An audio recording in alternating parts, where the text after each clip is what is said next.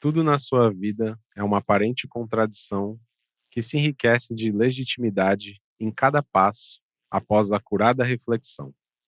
Negando o mundo, ele é o senhor do mundo. Falando sobre a vida, doa a sua em legado de inexcedível amor. Desde antes do nosso tempo, permanecer até o fim dos tempos. Começando no anonimato, prossegue desconhecido, quanto mais é comentado. Filho de Deus por excelência, conclama todos os homens a desvelarem o seu Deus oculto e alcançarem o Supremo. Seus silêncios são mais antissonantes do que todas as suas palavras. Os seus não feitos têm um significado psicossociológico mais poderoso do que todos os seus atos. Vivendo com todos, mas não se permitindo pertencer a ninguém, senão ao seu Pai, em cujo nome vier à terra. A sua saga é o amor em plenitude. No entanto, escolhe pessoas simples, corações singelos, mentes não desenvolvidas culturalmente, para estabelecer as bases da vida eterna. Ama as criancinhas, defende as mulheres e socorre enfermos, pobres, desvalidos, abandonados, infelizes, num período em que a bajulação, a submissão e a indignidade predominam nas consciências e nos anelos dos povos. Incomparável, ninguém se lhe assemelha em candura, em sabedoria, em majestade, em renúncia. O seu é o hino majestoso e de encorajamento para os anseios do coração e as aspirações do pensamento. Não fundou qualquer doutrina, nada exigiu, aparecendo como se fosse uma brisa perfumada em manhã de sol, amenizando o calor e esparzindo harmonia. Só apresentou uma recomendação: o amor indistinto a Deus, ao próximo e a si mesmo.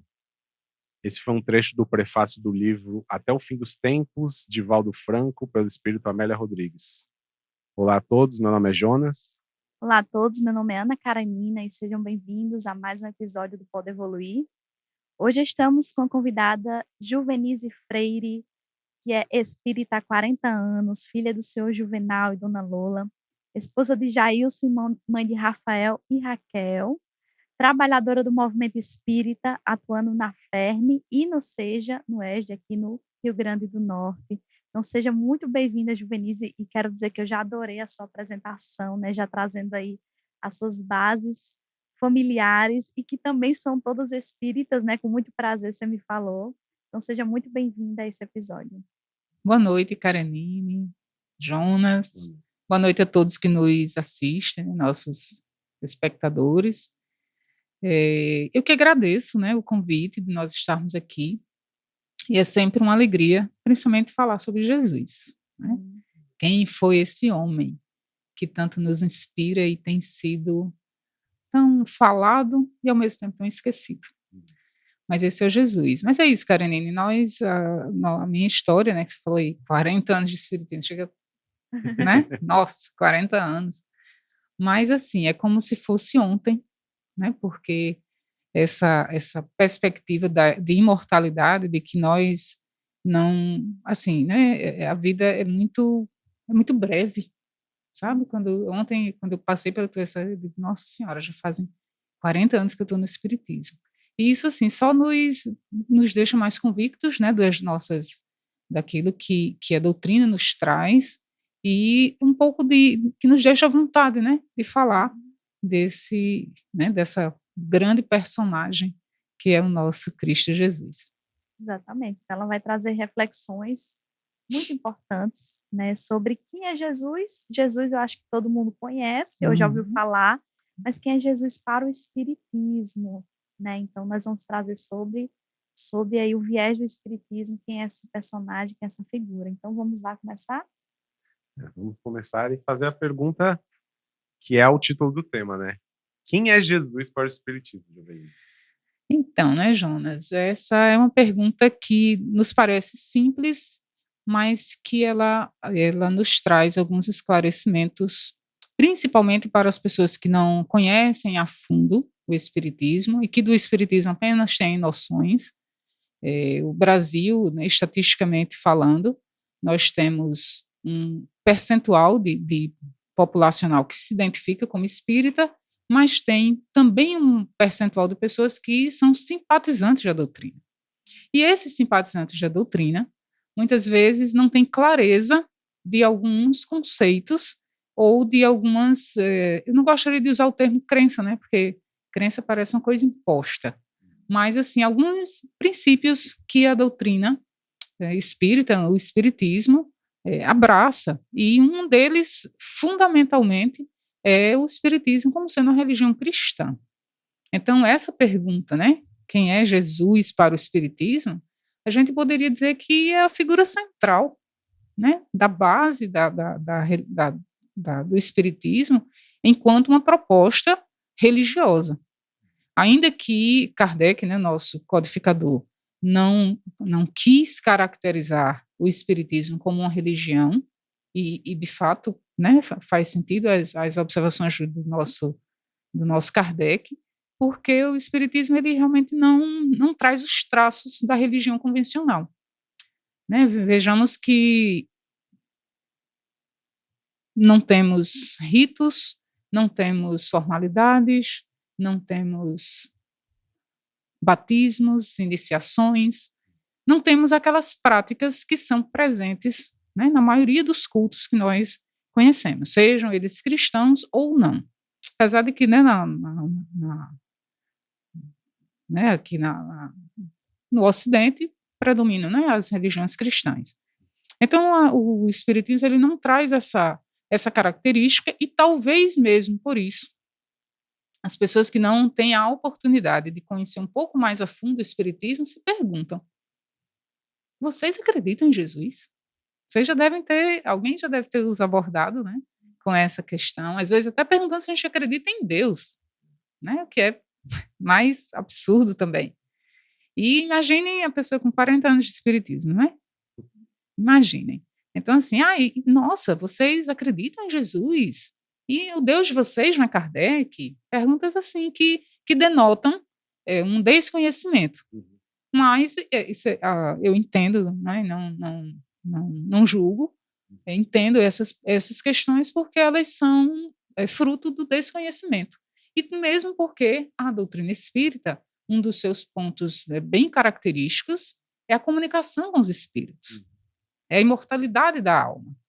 E não está errado, e está tudo bem, porque é realmente um traço muito forte do espiritismo matar a morte, vamos dizer assim, né? O espiritismo, ele destrói essa ideia de morte, tá?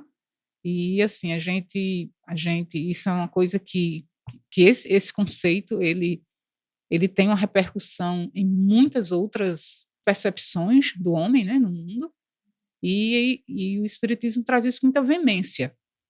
Mas, ao mesmo tempo, um marco no espiritismo enquanto proposta religiosa é a figura de Jesus. Então, assim, e como é que fica isso, Juvenis? Eu vou imaginar que alguém esteja perguntando, e como é que fica isso? Jesus não falava de mediunidade? Jesus não falava de imortalidade?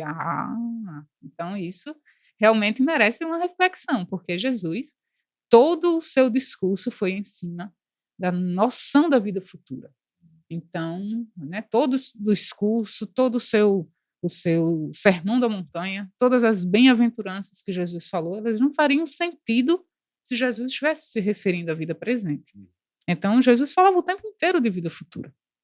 Então, se ele falava de vida futura, ele tinha pleno conhecimento, ele tinha plena certeza, né, da existência de tudo isso que depois, alguns anos depois, na verdade, alguns séculos, né, o espiritismo vem descortinar.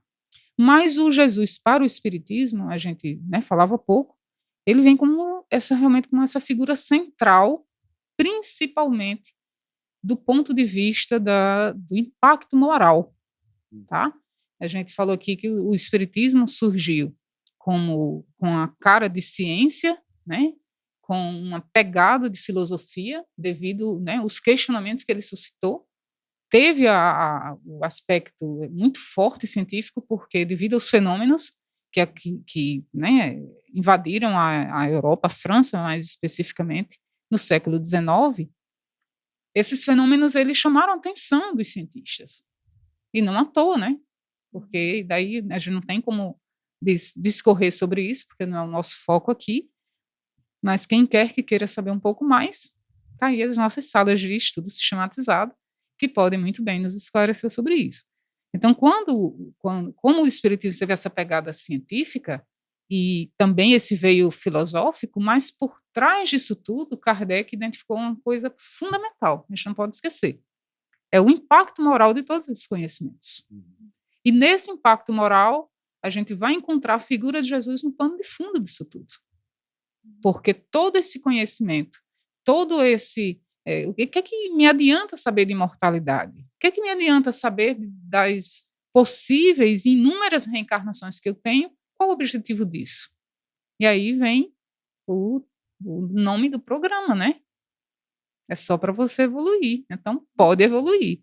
E a gente só evolui se a gente operacionalizar uma coisa simples, bem simples, que chama-se reforma moral, a transformação do homem. E quem falava sobre isso, senão o próprio Jesus? Então, por isso que a gente pode dizer assim com muita segurança que Jesus para o Espiritismo estaria assim eu diria que ele está na espinha dorsal, se a gente pode usar esse termo, da estrutura moral, da proposta moral de transformação do Espiritismo. Nossa, já trouxe aí muitas explanações, muitas questões, né? Mas aí, falando sobre quem é ele, né, para o Espiritismo, mas qual é a importância dele para a doutrina espírita, né? Porque a gente até estava conversando aqui nos bastidores, né, que nós espíritas, muitas vezes quando a gente traz um amigo para a casa espírita ou traz alguém, nossa, e aqui vocês falam de Jesus, né? Aqui né, é onde se vê espírito, não? E, na verdade, a gente só fala de Jesus na casa espírita, né? Então, por que a gente só fala muito de Jesus, né? Qual é a importância dele para o espiritismo, né? Para a doutrina espírita? Olha só, Karenine, eu tenho uma percepção que, assim, o porquê de a gente resgatar tanto a figura de Jesus, e aí a quem não conhece o Espiritismo, né, mais uma vez eu renovo o convite, conheça o Espiritismo. Por que não estudar o Espiritismo? Não se conforme somente com as ideias que você tem. A ideia de reencarnação é maravilhosa, a ideia de vida depois da morte é magnífica, nos traz um conforto, mas quando a gente se permite entender quem é esse homem, quem foi esse homem, né, que mudou a face da história, né? E por que a gente fala tanto nele? Porque tudo, como a gente falou aqui, um dos maiores objetivos da doutrina espírita, os espíritos disseram isso a Kardec, lá na França, repetiram o tempo inteiro isso nas mensagens e na psicografia de Chico. Estou falando aí dos dois grandes marcos, né? O Kardec, quando ele recebe dos espíritos todo aquele compêndio de informações doutrinárias, e os espíritos insistem bastante na necessidade do homem transformar-se moralmente, na necessidade de nós sermos melhores, na necessidade de nós, eu vou dizer assim, destruir o egoísmo dentro de nós, vamos dizer assim, transformar esse sentimento de egoísmo e caminharmos para uma proposta de mais altruísmo, né? E aí vem a leitura que você fez inicial sobre a beneficência, que é um cântico, né, a essa percepção do outro. O que é a beneficência, se não você sair um pouquinho do teu, né, do universo das suas necessidades, para você tentar enxergar a necessidade do outro. E quando a gente está falando de necessidade, não estamos falando de necessidade física, né? Falando de necessidades mais diversas. Hoje a gente tem visto aí pessoas passando perturbações, inquietações, dúvidas sobre a vida, enfim, pessoas que você olha e acha que a pessoa está muito bem e de repente ela está ali, né, num vulcão de dúvidas, de vazio existencial, e às vezes uma palavra tua, né, um cuidado, isso também, gente, é assistir, isso também é beneficência, porque às vezes a gente atrela muito a questão da caridade, e Jesus, a gente vai perceber, isso está lá nas palavras dele, né? E quando a gente fala dessa importância, é porque ele, como ninguém, toda a sua existência, toda a sua passagem aqui foi nos exortando ao amor. E o que mais pode transformar o homem, senão a prática da lei do amor? E foi Jesus quem insistiu nisso de maneira, eu diria assim, veemente, não só por discurso, mas sobretudo pelas ações dele, né? E aí a gente destaca alguns momentos assim brilhantes, né, do Evangelho. Como a gente está no mês da mulher, me permitam, né? Não é só puxando brasa para nossa sardinha, tá, Karen? Mas assim, Jesus tem alguns encontros marcantes com as mulheres, né? E um dos encontros assim mais fantásticos, aonde ele traz em a presença dele uma mulher que tinha sido pega em adultério. E o adultério feminino, bom que se diga, né? O adultério feminino, naquela época, era passível de condenação à morte. E aqueles, né, aquele agrupamento ali na descrição do evangelho, né, de homens ali misturados, fariseus, pagãos, e queriam, né, na verdade, não julgar a mulher, mas muito mais colocar Jesus, eu diria assim, na linguagem bem coloquial, numa saia justa, para saber como ele iria lidar. Porque se ele absolver a mulher, ele estaria sendo conivente com uma atitude equivocada. E também se ele manda apedrejar, nossa, Jesus está incitando a violência, olha que, né, assim, que situação delicada, mas Jesus, na sua grandeza moral e conseguindo perscrutar todos os nossos pensamentos, né, a energia magnética que emanava daquela turba de espíritos inferiores que éramos nós naquela época, ele consegue perceber, né, qual era a intenção. E de uma maneira assim, sobre a descrição, né, dos evangelhos, e especialmente, aí eu convido, né, quem está nos assistindo, e peço autorizações para recomendar uma obra que chama-se A Boa Nova, do espírito Humberto de Campos. Ele descreve esse encontro de Jesus com a mulher adúltera, e ele diz que as palavras que Jesus diz naquele momento, elas são tomadas de um efeito magnético que quase que hipnotiza todo mundo. E ele simplesmente diz: atire a primeira pedra, porque se encontrar sem pecado, quando pergunta: Senhor, essa mulher foi pega em adultério. A lei diz que as adúlteras devem ser apedrejadas. E tu que dizes? Não porque queriam a opinião de Jesus, mas porque queriam saber qual, né, caminho ele iria escolher. E aí, daí então, eles, né, poderem, enfim. E Jesus, né, de maneira muito sábia, com o espírito da sua envergadura moral, ele diz: tudo bem, agora tire a primeira pedra, o que se encontrar sem pecado. Se essas palavras tivessem sido ditas por qualquer um de nós, talvez não tivesse o efeito que teve. Porém, Jesus, a gente vai ter que reconhecer que era um espírito do qual só emanava amor. Então, na hora que ele fala isso, né, aí a dimensão fluídica, magnética, né, que ele consegue imprimir naquela atmosfera, faz com que todo mundo, naquele momento, fizesse assim, uma rápida catarse. E as pessoas começam a, né, como se olhassem no espelho e dissessem assim: realmente, eu não tenho condições de jogar a pedra, né? E segundo a própria descrição evangélica, os mais velhos vão abandonando as pedras primeiro e vão se discretamente saindo do ambiente até que Jesus se encontra sozinho com aquela mulher. E ele diz: mulher, vai e não tornes a pecar. Ainda dá a sua lição final. Né? Não condenou, nem absolveu, mas pediu que os homens olhassem o julgamento tomando a sua própria, né, a sua conduta como referência. E aí, né, inclusive existem algumas teorias que dizem que a partir dali Jesus mudou, inclusive, o código jurídico, né? Porque alguns desdobramentos dessa fala dele, né, você toma muito isso como referência. Quem sou eu para julgar? E aí eu remonto esse momento, né, para mim, sublime do Evangelho, não porque foi com a mulher, mas isso serve para qualquer uma das nossas falhas, e nós estamos num momento que a gente julga muito. Hoje é muito fácil julgar, né? Os recursos aí das redes sociais, você, né, emite ali um julgamento que a gente não sabe o desdobramento disso. Então, essa fala de Jesus nunca foi tão atual. Então, quando a gente diz assim, a importância dele para o espiritismo, é porque realmente ele acaba sendo a maior referência que nós temos de espírito com um comportamento que, se nós chegássemos pelo menos próximo, talvez a gente tivesse um mundo com outras características.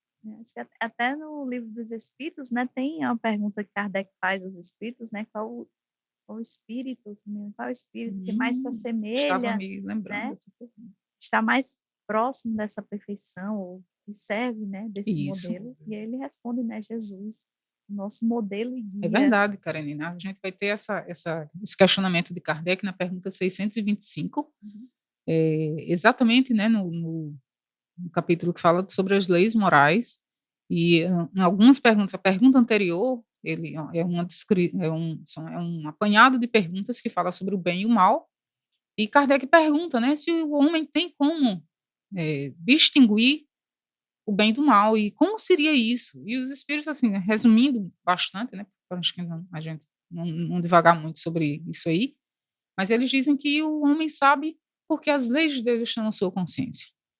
E Kardec, né, vai aprofundando as perguntas até que ele diz: existe alguém que possa servir de guia e modelo para o homem? E essa, gente, é a pergunta 625 do Livro dos Espíritos, é a menor resposta do Livro dos Espíritos. Porque é só um nome: Jesus. Só isso. É, simples assim. E por conta dessa, né, dos exemplos que ele deixou, da sua fala toda, isso as que foram registradas, né? Fora as inúmeras falas dele que se perderam nos livros do tempo, não foram registradas, ou se foram, enfim. Mas do que foi registrado, a gente só vai encontrar o incentivo de Jesus à prática do bem, à prática do perdão, à prática do amor.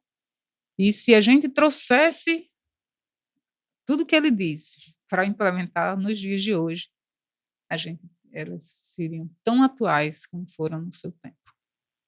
E só complementando um pouco ainda mais, né, estendendo um pouco mais essa pergunta, porque nosso papel aqui também é trazer questionamentos, principalmente de pessoas que estejam talvez nos escutando ou tendo esse contato com a doutrina espírita aí agora, ou então, né, conhece pouco da doutrina espírita, mas de tanto que você falou sobre Jesus, né, a gente pode dizer que Jesus, ele é um espírito, Sim. assim como nós? Sim, veja bem, essa sua pergunta, ela encerra muita coisa que é importante a gente destacar. Devido às questões religiosas da época, né, e nós sabemos que o cristianismo foi alvo de muita perseguição no seu início, exatamente pelo teor, né, das coisas que o cristianismo propunha. Estou falando do cristianismo bem primitivo, aquele que a gente vai encontrar nas descrições de Emmanuel, né, nas suas obras, com um destaque especial para o livro Paulo e Estevão. Quem quiser conhecer Jesus, assim, num olhar bem diferente, leia Paulo e Estevão. E nessa obra a gente vai ver que a característica do cristianismo primitivo era aquela coisa simples, certo? O amor, a beneficência, assistência aos que não tinham condições e acolher todos, judeus, pagãos, gentios, todos. Todos tinham espaço nos ambientes conduzidos pelo cristianismo primitivo. Muito bem. O cristianismo foi muito perseguido até o momento em que Roma resolve fazer uma grande aliança. Dessa grande aliança surge, né, a Igreja Católica Apostólica Romana. Só que nessa aliança, algumas características elas sofreram algumas alterações, porque a gente vai encontrar no Evangelho de Jesus dizendo claramente, né, ele fala de Deus, nosso Pai, né? Porque Deus, ele refere-se a Deus como Pai. Se Jesus se referia a Deus como Pai, isso quer dizer que nós somos irmãos. E Jesus se coloca como um espírito, como qualquer um de nós. A partir dessa estrutura aí que se formou, né, da aliança aí com a Igreja de Roma, muita coisa se perdeu e Jesus meio que se confundiu com Deus, né? E essa ideia de Jesus se confundir com Deus, gente, aí é um conceito que é preciso que na doutrina espírita a gente desconstrói, né, esse conceito para reconstruí-lo sobre um olhar do espírito imortal que somos todos nós, inclusive Jesus. Mas, Juvenísio, você quer dizer que um espírito como Jesus é um espírito igual a nós? Sim. Mas vamos olhar Jesus como um irmão mais velho, aquele irmão que já terminou todos os estudos, já fez todas as pós-graduações e agora está no exercício pleno da sua tarefa, que é um espírito que já consegue ter sob a sua orientação outros tantos, assim como acontece na nossa vida material. Mesmo com nossas imperfeições, à medida que nós nos especializamos em uma determinada tarefa, muitas vezes é nos dado a responsabilidade de conduzir outros irmãos como nós. Então, Jesus, na condição de um espírito puro, como nos trazem as informações dos espíritos que escreveram a codificação, Jesus seria o espírito mais perfeito que nós temos notícia que habitou entre nós. Então, ele já tem o domínio sobre muitas coisas, né, para resumir assim, que nós não temos. E isso também se aplica às suas virtudes. E aí a gente vai ver por que Jesus, mesmo ali, né, na cruz, no processo da crucificação, morrendo ali de maneira lentamente, e ele pede a Deus que nos perdoe. Aí a gente diz, nossa Senhora, meu Deus do céu, se fosse comigo, né? Talvez a gente não tivesse essa grandeza espiritual. E a gente vai ver que mesmo passando por todo o processo que Jesus passou, né, foi traído pelos seus próprios pares, né, no momento extremo em que ele foi preso, praticamente todos o abandonaram. Ele segue para o Gólgota, uma trajetória bem solitária, e é crucificado, condenado pelo seu próprio povo. Porque com todo o processo, Roma ainda deu a possibilidade de a gente escolher. Querem a Jesus ou a Barrabás? E a gente escolhe Barrabás, absolve Barrabás e deixa Jesus. Então, mas mesmo com todo esse processo, ele, né, sai de maneira muito sublime e nos perdoa. Então, isso mostra a grandeza espiritual, né, desse espírito, e depois os espíritos vão mais à frente, através, né, na obra da codificação, nos trazer essa informação, que Jesus é um espírito puro, que já passou por todas essas fases de evolução, que já se libertou dessas imperfeições que ainda são presentes no nosso espírito, e por isso ele recebe do Pai a responsabilidade de conduzir, né, a evolução moral do planeta Terra. E aí a gente tem Jesus na figura do grande governador espiritual do nosso planeta. Então, quando me perguntam qual a importância de Jesus, meu Deus do céu, difícil dizer a importância desse. Não é pouca, né? A única coisa que a gente pode dizer é que não é pouca. É isso. Maravilha. E a gente já está pulando um pouco, mas eu também quero indicar livros de um espírito que eu e Karine a gente conversa muito sobre, que é Amélia Rodrigues. Nós somos apaixonados o jeito que ela fala de Jesus nas obras, é incrível. Os livros de Amélia Rodrigues, gente, eu sou suspeita para falar, são todos assim maravilhosos. Ela consegue descrever com uma suavidade, né, com uma poesia, aqueles encontros de Jesus, é fantástico. Eu também, inclusive a mensagem, né, é um recorte, né, de uma mensagem dela, mas vale a pena. É difícil dizer qual é o melhor, né? Primícias do Reino, então, é um dos mais belos livros dela. E, assim, são histórias que você se emociona, né? Você viaja ali, você é transportado para aquela época e você fica, assim, sonhando quando você um espírito superior.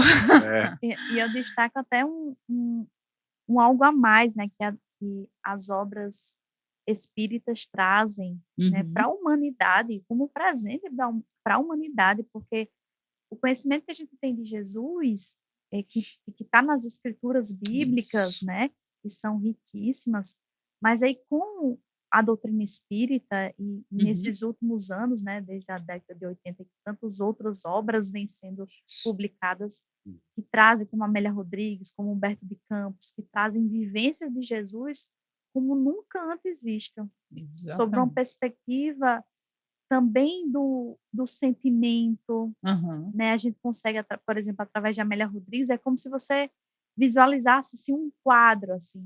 Quando eu aham, estou é. lendo, parece que eu estou vendo um Você projetor visualiza, na né? É minha uma viagem, frente. né? Exatamente. Você faz uma viagem como se estivesse ali na presença de Jesus, do Aham, sentimento, dos detalhes que ela fala, né? Então, eu vejo assim, muito como um presente que a doutrina é. espírita, que as obras espíritas trazem para nós, não só aqueles que são espíritas, né? Então, Isso, mesmo para você que não é espírita, recomendo as leituras de Amélia isso. Rodrigues, de Humberto de Campos. Se você quer conhecer um pouquinho mais sobre as.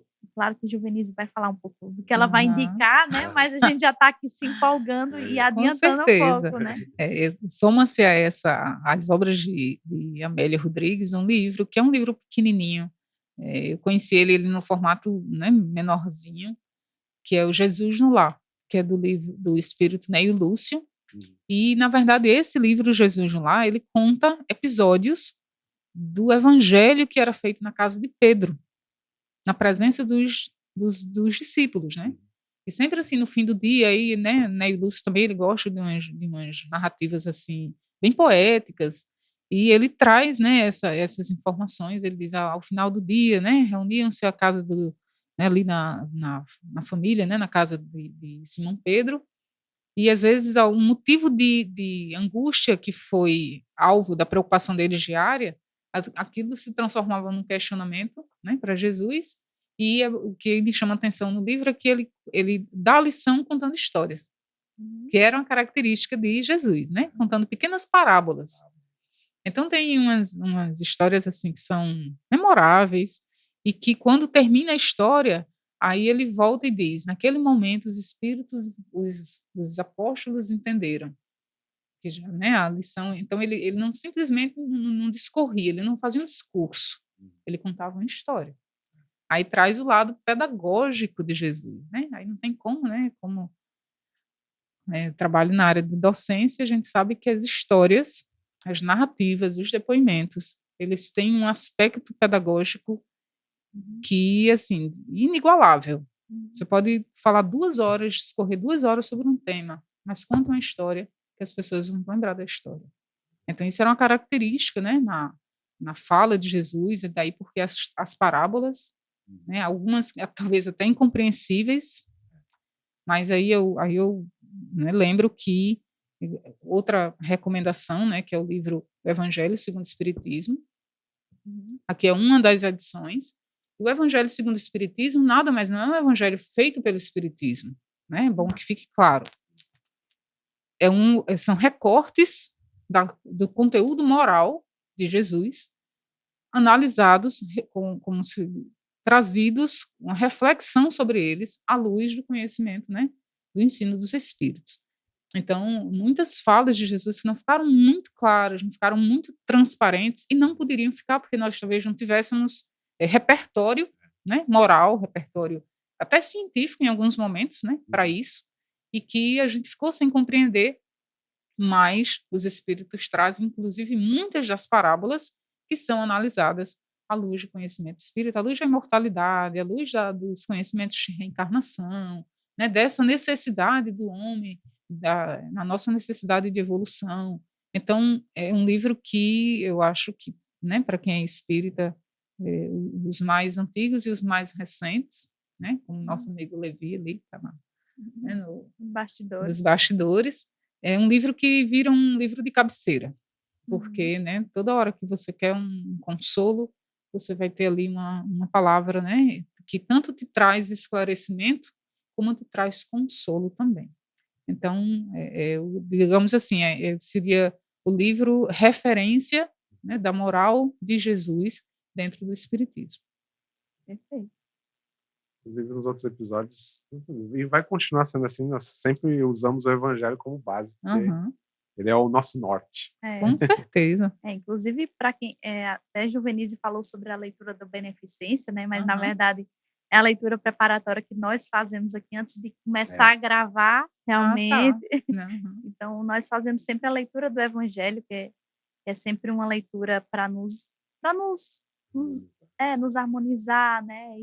E sempre, sempre, sempre cai uma leitura relacionada com a temática que a gente vai verdade. trabalhar aqui. Com certeza. Então, de hoje, né, foi a beneficência. Então, para quem quiser ler, vai lá no Evangelho segundo o Espiritismo, Verdade. capítulo 13, se não me engano, a beneficência. Difícil a gente se ater às Ainda- perguntas, porque começa a falar de Jesus, a emoção é grande. A gente quer ficar conversando. Mas é verdade, são muitas histórias, são muitos fatos. E daí é difícil a gente, né, até seguir um roteiro mesmo, né, João? É isso aí. Mas vamos vamos lá. ver aí. Vamos para a próxima pergunta. O que o Espiritismo diz sobre essa morte de Jesus? Morte entre aspas. Né? A gente até tocou nesse assunto, Sim, né? Meio sem querer, né? A gente Ah, acabou foi, falando isso aí. Mas olha só, meninos e nossos ouvintes, se pergunta muito, né, sobre, né, por que Jesus, por que o sacrifício de Jesus? Se a gente for olhar para algumas outras religiões, isso tem todo um significado ritualístico, tem um significado, né, de impacto, a história da ressurreição de Jesus. Para o Espiritismo, a gente vê esse processo com muita naturalidade, né? Como a gente já falou anteriormente, o Espiritismo, enquanto proposta de religião, ele não se atém aos aspectos do ponto de vista material. A gente foca muito mais nas consequências morais. Será que Jesus foi um espírito como nós? Que ele era um espírito como nós? Sim, porém um espírito que já atingiu, né, os níveis mais altos de evolução, digamos, sendo aquela referência que a gente pode ter como perfeição. Ponto. Sendo um espírito como nós, e Jesus habita entre nós com a mesma manifestação física que qualquer homem da sua época, né? Tá aí as descrições, né? Era um homem de pele morena ou parda, com cabelos castanhos, né? Com cachos alongados, trazia barba, aquela descrição que a gente visualiza, né? Aquela imagem de Jesus, e não deixando dúvidas que ele passou por um processo de reencarnação como qualquer espírito passaria. Então, assim, essa visão de que Jesus foi uma coisa diáfana, foi um ser, uma entidade que esteve conosco e foi embora, gente, isso aí atende ao campo do sobrenatural, o campo da ritualística, do maravilhoso, do mágico, do mistério. Se tem uma coisa que a doutrina espírita definitivamente não compactua, é com essas ideias de coisas misteriosas. Por quê? Porque tudo está justificado pelas leis divinas. Então, o processo de reencarnação aconteceria para Jesus da mesma maneira que acontece para todos os espíritos que vêm ter entre nós. Naturalmente, como Jesus era um espírito, como a gente já disse aqui, que, né, granjeava de uma evolução espiritual muito acima de todos nós, inclusive, né, Emmanuel diz que Jesus foi um grande avatar. O que são os avatares? São homens que conseguem, né, dispor de uma força magnética capaz de manipular, né, alguns, inclusive até fenômenos da natureza. E aí a gente identifica isso em Jesus, claro, né, os fenômenos que ele conseguiu produzir, entre eles as curas, que são tidas à conta de milagres, mas que a doutrina espírita também vem lançar luz sobre esses fatos. E aí, para quem quiser melhores esclarecimentos, temos na Gênese, um dos livros da codificação, um capítulo que se dedica, em que Kardec, né, dedica esclarecimentos né, sobre os ensinos dos espíritos, somente esclarecendo o que foi que aconteceu nos processos de cura, desmistificando qualquer fenômeno de ordem misteriosa, sobrenatural. Então, desse ponto de vista, a gente vai entender que Jesus foi um espírito como qualquer um de nós. E a morte de Jesus? A morte de Jesus não foi uma coisa determinada. Nós tivemos a possibilidade de não deixar que ela acontecesse. Né? Eu digo nós porque fomos nós a humanidade. Não adianta dizer, foi os homens daquela época. Não, gente. Nada mais são, né? Os homens daquela época, os homens e mulheres daquela época, nada mais são do que os espíritos que estão reencarnando hoje. Então, fomos nós enquanto humanidade, fomos nós enquanto sociedade. Nós não validamos a grande missão do Cristo, né? Tiramos proveito daquilo que ele pôde trazer de bom. Quantos foram curados por ele? Quantos não tiveram suas vidas modificadas só de poderem encontrar-se com ele, só de poderem dialogar com ele? Mas nós escolhemos que quem deveria ser absolvido fosse Barrabás. Então, assim, a morte de Jesus não era uma coisa determinada, era uma coisa que era uma possibilidade, mas nós poderíamos ter tomado um outro caminho. Então, vamos entender que a morte de Jesus se deu num processo natural, como se deu com qualquer ser humano que habitou na Terra. Aí, no seio do Espiritismo, será que o corpo de Jesus era fluídico? Será que era assim? Será que era assado? Mas eu deixo uma pergunta para reflexão,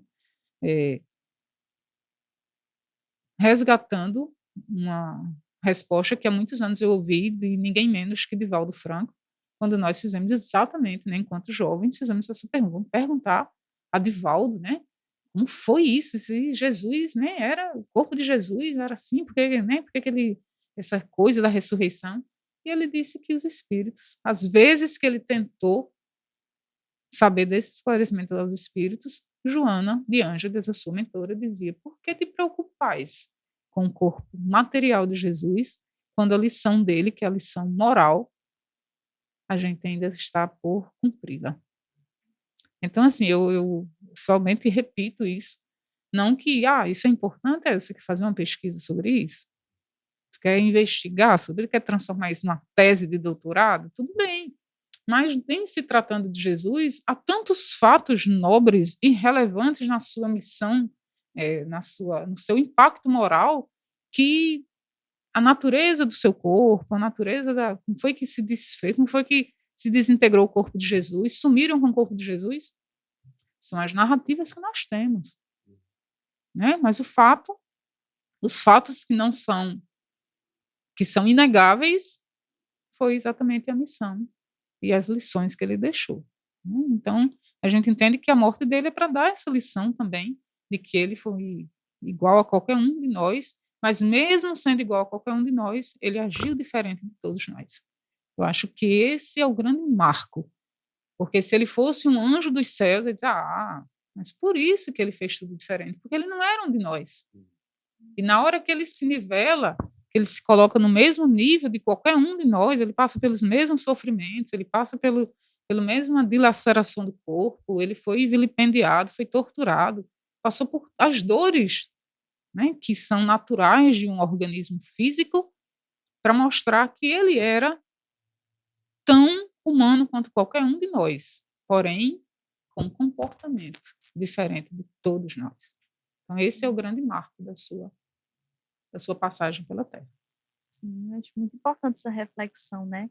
Focar no que realmente é importante, inclusive para a nossa evolução, né? Porque a gente deve tomar como exemplo, né? Porque é importante a gente estar aqui falando e discutindo sobre a vida de Jesus, né? Existem aspectos que são importantes para a gente levar para a nossa vida, né? Para a nossa evolução. Exatamente. E aí você já até introduziu um pouco que vamos perguntar para você, que é sobre para o Espiritismo, né? O que Jesus ele veio fazer na Terra. Então, se ele era esse espírito, né, puro, qual é o porquê que ele veio, né? Eu acho que isso que a gente acabou de falar meio que responde, sabe, Karenine? Porque por que Jesus teve que vir? Por que ele teve que se corporificar? Talvez, provavelmente, isso os espíritos também deixam de maneira muito transparente para dizer que é possível, sim. É possível amar. É possível perdoar. É possível habitar entre todas as diferenças, entre todas as diversidades. Jesus sentava com os pescadores e sentava com os doutores da lei. Jesus dialogava com as mulheres mais simples quando vinham pegar água no poço, mas ia para o sinédrio e dialogava com os doutores da lei. Esteve com Nicodemos, né, que era um dos mais respeitáveis doutores da lei. Esteve com um homem rico como era Zaqueu, e inclusive se permitiu ir até a casa de Zaqueu, sofreu preconceito entre os seus próprios apóstolos, mas para mostrar que era possível sim vencer o preconceito, era possível sim mostrar um comportamento diferente. Eu digo que o grande motivo de Jesus ter vindo à Terra é para mostrar que era possível sim exercer a lei de amor. Então, entendemos, né? E aí vem outro livro, que aí eu vou novamente fazer referência. O livro A Caminho da Luz, de Emmanuel, ele mostra essa trajetória e o porquê da vinda de Jesus, porque nós estávamos, apesar das inúmeras, né, tentativas que, sobre a coordenação do próprio Cristo, né, várias civilizações que vieram, né, de planetas mais evoluídos, vieram para a Terra no intuito de dar um empurrãozinho, né, na nossa evolução, mesmo assim ainda não era suficiente. E ele, né, se propõe a vir, né, como está lá na descrição evangélica, né, e o Espírito, né, se fez carne, e ele vem para provar que era possível. E a gente vai ver que ele divide a história, antes e depois dele, né, mostrando que realmente a gente teve ali um momento muito ímpar, que foi essa vinda dele, um impacto foi assim, digamos, de grande repercussão, porém, né, alguns séculos depois, novamente, a gente mergulha, né, nos nossos interesses, né, privilegiamos os nossos conchavos políticos, econômicos, né, religiosos, sociais, e novamente a gente abafa, né, a mensagem de Jesus, mas ele, prevendo que isso acontecesse, ele diz, né, que mandaria um novo Consolador. Mas isso aí a gente deixa. Só como spoiler, talvez, quem sabe Parte no 2, próximo. né? Parte 2. Quem sabe na nossa segunda temporada a Sim, gente sim. não vem com o episódio 2 disso aí, É né? verdade. Que dá. Dá. Assuntos tem. Então, nós finalizamos nossas perguntas e nós temos, Juvenise, 2 quadros aqui no nosso Pode Evoluir. E o primeiro é... Convidado indica. É, Apesar da gente ter indicado muitos livros, Já fez vários. Mas se você quiser trazer resumidamente aqueles que você já citou, né, para a gente deixar aqui separadinho nesse quadro e a gente poder pegar essas referências de forma mais, vamos dizer assim, sistemática e organizada. Me comprometo a fazer sim, com certeza. Ou então, se você quiser indicar um que você veja que é mais importante, que você vê que seu coração aí está pedindo para indicar, fique à vontade. Certo. Ok, mais alguma pergunta? Não. Então eu queria só assim fazer uma fala bem, eu diria assim, que tem muito a ver com o momento atual que a gente está vivendo. A gente vai ouvir, tanto entre pessoas espíritas, espiritualistas, católicos, evangélicos, a comunidade de uma maneira geral, e principalmente entre os jovens, muita desesperança. É como se a gente estivesse achando que o mundo não está evoluindo. Como se a gente estivesse achando que as coisas estão fora de controle. E, assim, de tudo que a gente falou aqui, eu gostaria que a gente lembrasse que, independente da nossa religião, independente daquilo que a gente acredite, independente daquilo que a gente mergulhou, a gente tem que resgatar a figura do Cristo como sendo, algumas religiões dizem Cristo nosso Salvador. Ou a gente acredita ou a gente não acredita nisso, gente. Não adianta a gente pôr no nosso carro só Cristo salva e a gente está desesperado. Entende? Então não adianta a gente falar só de Jesus. É preciso a gente entender e olhar para o Cristo longe lá do crucifixo, longe da imagem, mas trazer Jesus à nossa presença, sabe? Resgatar o que foi esse homem, sabe? O que foi que ele fez? Será que o que ele fez serviria de referência hoje para os embates que a gente passa, para as provas da vida que a gente está passando, para o vazio existencial que a gente presencia? Ora, tem algumas passagens do Evangelho que ela por si só já nos trariam conforto. Olhai os pássaros do céu, não semeiam, não colhem, mas nosso Pai que está no céu nunca deixou-os sem comer. E está lá nas palavras de Jesus. Quem é o pai que o filho pede um pão e ele oferece pedra? Quem é o pai que o filho pede um peixe e ele oferece uma serpente? Então, teu pai que está nos céus jamais irá te dar aquilo que você não merece. E parece que a gente esquece as palavras de Jesus e a gente tem presenciado muitas pessoas com essa desesperança, como se a gente chama Jesus de Salvador, mas a gente não está sabendo como é que ele pode nos salvar. Vamos voltar, vamos ler mais o Evangelho de Jesus. E aí eu acho que isso é independente de qualquer religião, mas dentro da doutrina acho que a gente tem um pouco mais diria assim, mais motivos ainda, tá? Para reconhecer que a Terra só melhora, a Terra só evolui, tudo está melhorando porque não. Para a gente dizer que não está melhorando, é como se não tivesse uma gestão. Quem é o grande gestor dessa mudança? Se não ele, se não Jesus. Então é preciso que a gente se convença disso, a gente tenha certeza de que ele está no comando de tudo, ele está gerindo tudo. E o caos, às vezes, faz parte de um processo de reorganização. Ah, não, porque tem guerra. Não, sempre teve, inclusive, muito mais. Mas nós nunca falamos tanto de amor, nunca falamos tanto de beneficência. Nunca olhamos tanto para a criança, para o idoso. Ninguém falava, gente, de feminicídio. E hoje a sociedade se preocupa com isso.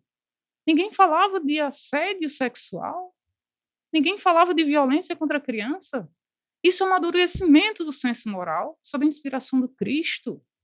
E é preciso que a gente tenha essa convicção, que lá em cima, fazendo referência em cima como céu, né? Imagens, mas enfim, é preciso que a gente saiba que ele está gerindo tudo. Ele é o grande gestor de toda essa transformação. Perfeito. Muito lindo. Fechou assim lindamente, né? Falar sobre Jesus. Não tem como falar sobre Jesus e não trazer essas reflexões e não trazer essa mensagem de esperança, né?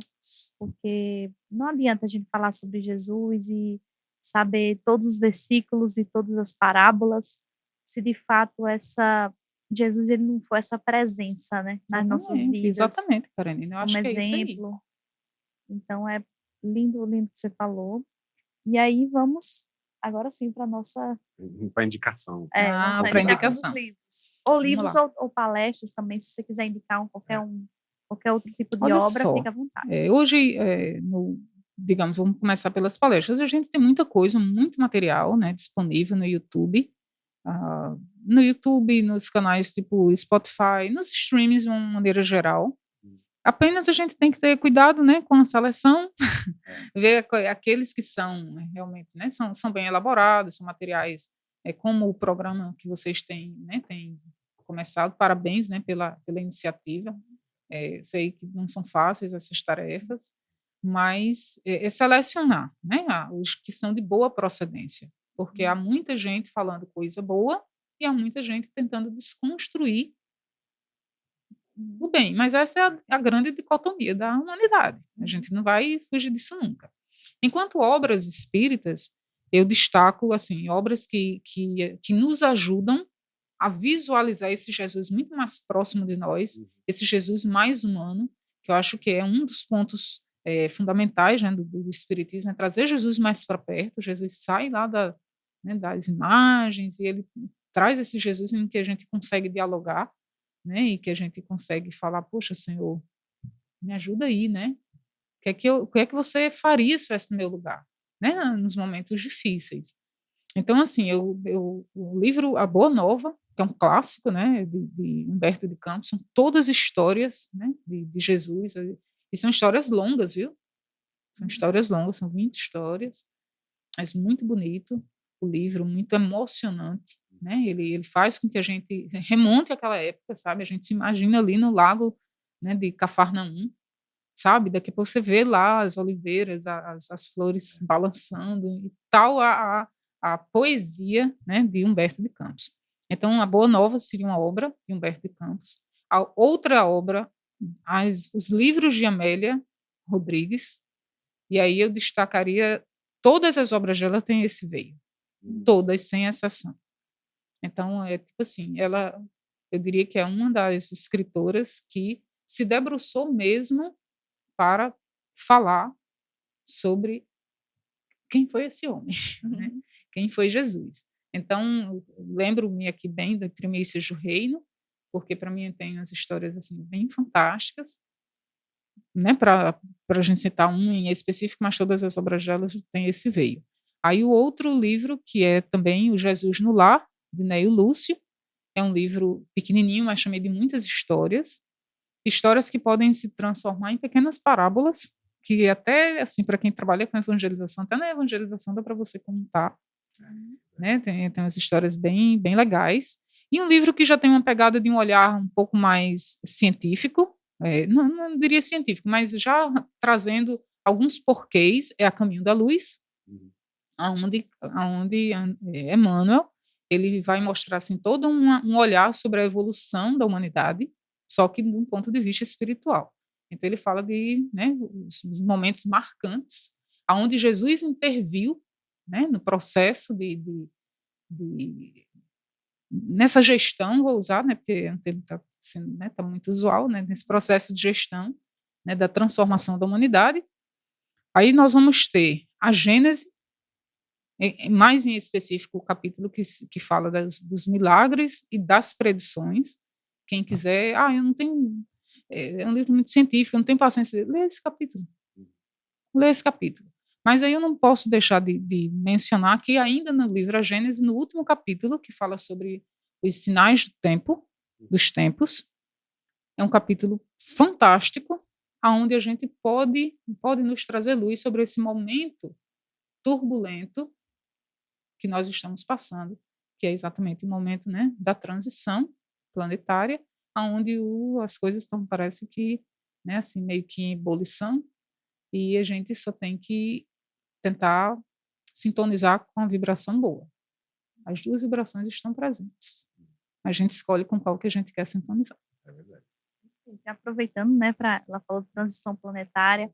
Quem não assistiu nosso episódio que nós já gravamos, que está aí no canal, sobre transição planetária com Roberta, aproveita, já volta, já assiste os outros episódios. Porque, assim, cada episódio aqui, né, nós como espectadores também, apresentadores, mas muito mais espectadores em primeira mão do conhecimento, tá um episódio mais maravilhoso que o outro, assim, tanto conhecimento, tanta reflexão. Então aproveita, já pega aí esse gancho e quando terminar aqui esse episódio já vai assistir de Transição Planetária. E aí nós vamos para o nosso último quadro, que é o Verdade ou Mito, né, que a gente sempre traz perguntas que muitas vezes podem parecer absurdas, mas para muitas pessoas são dúvidas, ou são verdades ou são mitos. Então a gente quer fazer para você. Qual é, Jonas, a pergunta do Verdade ou Mito? Verdade ou mito que Jesus vai voltar? Então, né, acredito que com tudo que a gente conversou aqui, a gente já tem alguns elementos para essa resposta. Então, assim, algumas crenças, algumas ainda esperam pelo Jesus a primeira vez, né? Sim. Né? Algumas nem consideram que ele já veio. Outras estão esperando que ele volte. Mas a verdade é que Jesus nunca se distanciou. Ele sempre esteve, né? E é isso que a gente tem que entender. A gente está esperando que Jesus corporificado, talvez esse Jesus corporificado ele não venha, como a gente está esperando, né? A questão é que, Karenine e Jonas, o que é que eu vejo? A gente ainda a nossa vinculação à materialidade, a gente ainda está dando mais crédito às experiências materiais do que às experiências espirituais. Então, assim, eu entendo, como a gente falou há pouco, que Jesus nunca esteve tão presente. Quando a gente vê essas tendências do homem de olhar mais para o seu próximo, de se preocupar com questões que antes eram absolutamente invisíveis para a sociedade, necessidades humanas que ninguém via, né? Dores humanas que ninguém reconhecia. formas de violência que nunca foram validadas, porque simplesmente a gente as ignorava.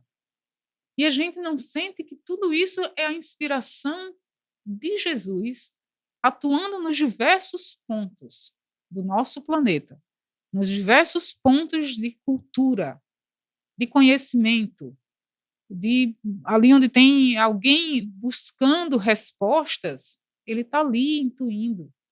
Então, assim, se a gente quer saber como é que Jesus está voltando, através do bem que é feito hoje. Então, não vamos esperar um Jesus material, né? O que a gente tem que esperar é que a sua moral, a sua proposta de bem proceder, a sua proposta de conduta, ela se faça entre nós. E aí a gente vai sentir ele mais presente, mas a gente ainda, né, infelizmente, muitos de nós ainda esperam Jesus como se ele fosse nos resgatar, né, de uma turbulência, quando, na verdade, ele já deu todos os instrumentos para isso, ele só está esperando que a gente faça, né, como um bom pai, como uma boa mãe. O que é que a gente tem falado hoje na educação? Não faça pelo seu filho. Não dê o peixe, ensine ele a pescar. Eu acho que é isso que Jesus tem feito conosco. Ele deu todos os instrumentos para a gente pescar. Ainda intui, ainda só naquele cantinho ali, ó, tem um peixinho ali. Mas a gente quer que ele venha e faça por nós, meu Deus do céu, né? Então a gente tem que, eu acho que isso passa por um processo de amadurecimento espiritual. Não julgo quem acredita, eu acho que é uma questão de, para alguns, é uma questão de crença, mas entendo que antes de a gente esperar que Jesus volte corporificadamente, né, vamos fazer com que ele se materialize através das nossas ações. Porque, na verdade, ele nunca esteve longe. Ele está mais perto do que a gente imagina. Está mais entre nós do que a gente imagina. Então, mito. É mito, né? É isso. E é isso, Juvenise. Muito obrigada. Estamos encerrando o nosso episódio do Poder Evoluir. Muito obrigada por aceitar esse convite, por trazer essas reflexões tão ricas. Então, se você quiser, né, ter mais espaço para fazer suas considerações finais, fica aqui a nossa gratidão. Não, Karen, acho que a gente já falou, né, mas antes que a gente tinha que falar, e eu acho que é dizer isso mesmo, né, que Jesus, para mim, falar sobre Jesus sempre me encanta, sempre me motiva, me inspira, e eu ainda acho que eu não conheço nada da vida dele, sabe? Mas quanto mais a gente lê, mais eu me encanto com tudo que ele fez, e eu olho assim, digo, aí falo, né, não por acaso que os espíritos disseram, né, que ele pode ser nosso guia e modelo. Essa é uma fala do livro dos espíritos, né? E por que guia? Guia para você saber o caminho. E modelo tem a ver com modelagem. Quem que eu vou imitar? Hoje a gente vive num momento em que a gente imita muita gente, né? A gente imita cabelo, a gente imita maquiagem, a gente imita muita coisa, né? Comportamento. Vamos imitar Jesus? Que tal se a gente, né, se modelasse por Jesus? Então, se é assim, uma fala final minha é que a gente eleja entre os nossos ídolos menos as celebridades, principalmente as das redes sociais, menos os influencers, e fizéssemos de Jesus o grande influência da nossa vida, a grande referência, porque ele não só iria resolver os nossos problemas de vazio existencial, de desesperança, né, como a gente falou aqui, que a gente percebe muito isso, mas também ajudaríamos a nossa relação com o próximo, a nossa relação com a natureza, porque de todas essas lições, se a gente for procurar no Evangelho, ele trouxe lições sobre isso. Então seria isso. Vamos fazer de Jesus nosso modelo de verdade, né? Que aí certamente a gente está construindo um mundo melhor. É isso, Juvenil. Muito obrigado mais uma vez. Obrigado aos nossos ouvintes, espectadores, e continue assistindo nossos episódios. Com certeza você pode evoluir. Com certeza. E podemos evoluir, devemos evoluir. Até a próxima.